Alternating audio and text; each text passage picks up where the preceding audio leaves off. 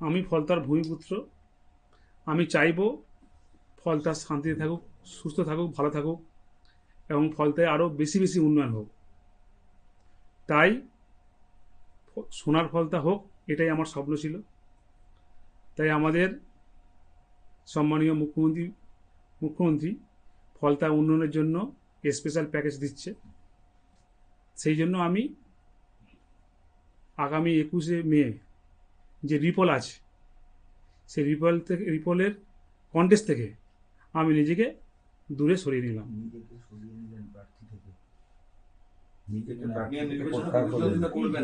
আমি কন্টেস্ট থেকে নিজেকে দূরে সরিয়ে নিলাম ফলতার উন্নয়নের স্বার্থে, ফলতার সাধারণ মানুষের স্বার্থে, যেহেতু আমি ফলতার ভূমিপুত্র, তাই নিজেকে আমি কন্টেস্ট থেকে দূরে সরিয়ে নিলাম। আপনি তৃণমূল প্রার্থী, এটা কি আপনি ব্যক্তিগত সিদ্ধান্তে নিচ্ছেন নাকি দল আপনাকে নিজেকে ভোট থেকে সরিয়ে যেতে বললো? আপনার সিদ্ধান্তটা কার? এই যে ভোটের দুদিন আগে আপনি নিজেকে সরিয়ে নিচ্ছেন ভোট থেকে, এটা কি নিশ্চিত হার জেনে বা কি কারণে? আমি এর আগে অনেক প্রশ্ন করেছেন, উত্তর দিয়েছি। এর আগেও আমরা অনেক প্রশ্ন করেছি, উত্তর দিয়েছি। আজকে আমি যেটা আমার বলার ছিল সেটাই বললাম। আমি এই কন্টেস্ট থেকে নিজেকে দূরে সরিয়ে নিলাম ফলতার মানুষের স্বার্থে, ফলতার উন্নয়নের স্বার্থে, ফলতার শান্তি রক্ষার স্বার্থে।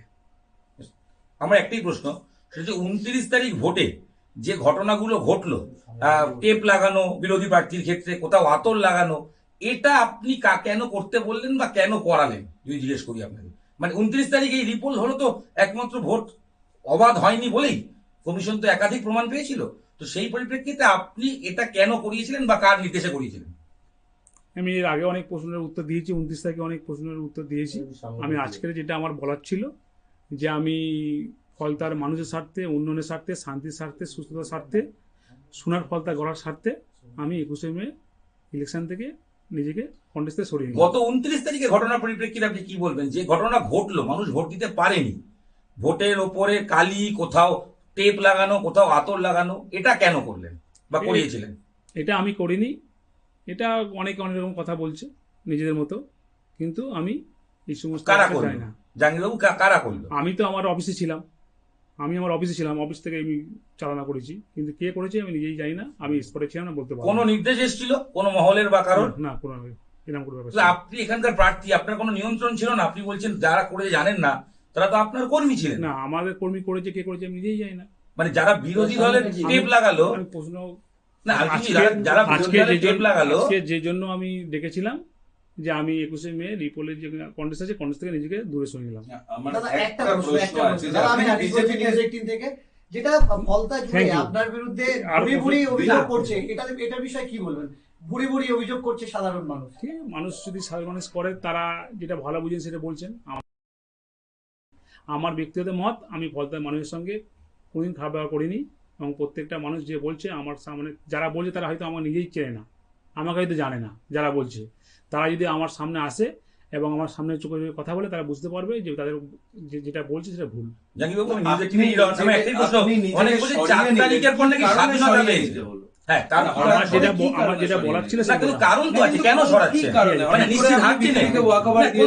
ফলতার নির্বাচন থেকে তৃণমূল কংগ্রেস প্রার্থী জাহাঙ্গীর খান নিজেকে প্রত্যাহার করে নিলে, এটা নিয়ে প্রচুর চর্চা হচ্ছে, কিন্তু প্রশ্ন থেকে যাচ্ছে জনমানসে, স্বেচ্ছায় তিনি নিজেকে গুটিয়ে নিলেন, না বিজেপির সাথে সমঝোতার তিনি বার্তা দিলেন, না তার দলের অভ্যন্তরীণ ডিসিশন তিনি মানলেন? এই বিষয়ে উত্তর সময় কিন্তু কথা বলবে, উত্তর দেবে। কিন্তু আমার একটা জিনিস থেকে যাচ্ছে, আমার মনে হয় দুটো জিনিস খুব হতে পারে। একটা হচ্ছে বিজেপিকে সমঝোতার বার্তা, যে বিজেপির নেতৃত্ব, যে বর্তমান মুখ্যমন্ত্রী শুভেন্দু অধিকারী মহাশয় জাহাঙ্গীর খান সাহেব সম্পর্কে যে কথা বলেছেন, তিনি সেই বার্তা দেওয়া যে আমি তোমাদেরই লোক, তোমাদেরকে সুযোগ করে দিলাম। অথবা এটা হতে পারে তৃণমূল বিজেপিকে নতুন করে সুযোগ করে দিচ্ছে। অথবা এটাও হতে পারে যে তৃণমূল কংগ্রেস দেখছে যে এই নির্বাচনে ফলতা থেকে 1, 2, 3 কোনো মতেই আসতে পারবে না, 4 বা 5-এ থাকবে। সেই জন্যই নতুন করে আমার মুখ থুবড়ে পড়লে পার্টি ঘুরে দাঁড়াবার আর কোনো জায়গায় থাকবে না। ফলে এটাকে সুকৌশলে জাহাঙ্গীর খানের নাম দিয়ে এড়িয়ে যাচ্ছে। তবে সময় কথা বলবে। তবে তৃণমূল কংগ্রেস যে দুর্নীতি অন্যায় করেছে সেই অন্যায় দুর্নীতির আর মাপ ক্ষমা বাংলার মানুষ করবে না, নতুন করে আর তৃণমূল কংগ্রেসকে বাংলার মানুষ চাইবে না। इससे पहले ही विड्रॉ किए हैं, अपना नाम बोल रहे हैं कि हम फलता से नहीं लड़ेंगे। 10 साल से किसी को वोट नहीं दिया, डाल दिया। सब लोग वहाँ पे रिगिंग चलता था और ये लोग का 80 एमएलए है, उसके बाद भी ये लोग हाथ उठा रहे, सरेंडर कर रहे। आप सोच लीजिए पार्टी का क्या सिचुएशन हो गया है। दीदी, जहांगीर खान आज कहे हैं कि मुख्यमंत्री शुभेंदु अधिकारी ने फलता वासी को लिए अच्छा डेवलपमेंट का पैकेज दे रहे हैं, इसलिए हम हट जा रहे हैं। पुष्पा इतना उदार हो गया। देखिए ना, मतलब दाएं बाएं ऊपर नीच में एक भी टीएमसी कोई नहीं है। 80 एमएलए होने के बावजूद भी टीएमसी एकदम खाली हो गया है, इसलिए डर में ये लोग हाथ उठा लिया है। और वहाँ का जनता को भी 10 साल से वोट नहीं दे पाए, उसका जनता भी वोट नहीं दे पाया। पूरा वोटर आईडी कार्ड लेके छप्पा मारते थे। अभी वोटर लोग भी, जनता भी जग गया है। अभी इन लोगों की कोई जगह नहीं है पश्चिम बंगाल में। आज जहांगीर खान जो है वो अपना नाम विड्रॉ करने पे अनाउंस किए, क्या बोलेंगे सर इलेक्शन में? मजबूरी से कर रहे हैं, वो समझ गया जनता का समर्थन भाजपा के साथ है और इसी के कारण ये सारे एकदम क्लियर हो रहे हैं। इससे पहले जो चुनाव जीत रहे थे, हर समय गुंडागर्दी करके वोट लूट करके जीत रहे थे और इस बार क्या लाखों 8 लाख वोट में डायमंड हार्बर कंस्टिट्यूएंसी से अभिषेक बनर्जी जुबराज जीत रहे थे। कैसे भाई, क्या है अभिषेक जी, आइए फलता को जिताइए, हिम्मत है तो। ये पराजय अभिषेक बनर्जी का पराजय, ममता बनर्जी के पराजय, सारे गुंडामी करप्शन की पराजय। देखिए, बहुत सारे लोग पुष्पा बनते हैं, कभी कुछ बनते हैं, लेकिन पुष्पा तो खुश हो गया इस बार। तो ये सारे जो पुष्पा है उनके जो बॉस है ना, डायमंड में मैं जब जाता था तो हर जो लैंप पोस्ट होता था उसके ऊपर फोटो के साथ लिखा होता था ये भी झुकेगा नहीं। तो अब सब झुक रहे हैं, तो एबी का एजेंट भी झुक गया, आगे एबी भी झुकेगा, चिंता मत करिए। यही फलता में 2 साल पहले बुलडोजर चला था। वो बुलडोजर था एक हिंदू डॉक्टर का घर था जो अपना जमीन नहीं देना चाहते थे जहांगीर खान के लोगों को।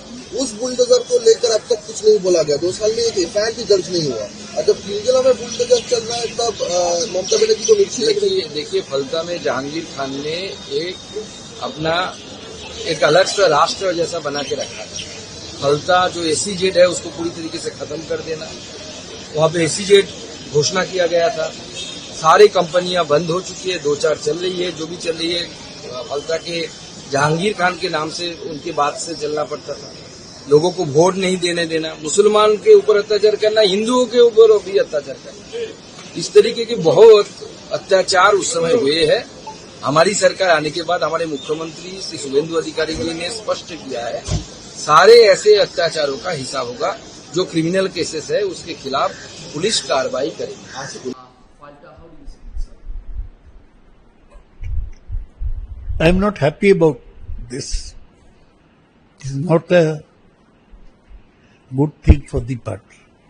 Our official spokesman, Kunal Ghosh, has already given a statement in the matter in vernacular media.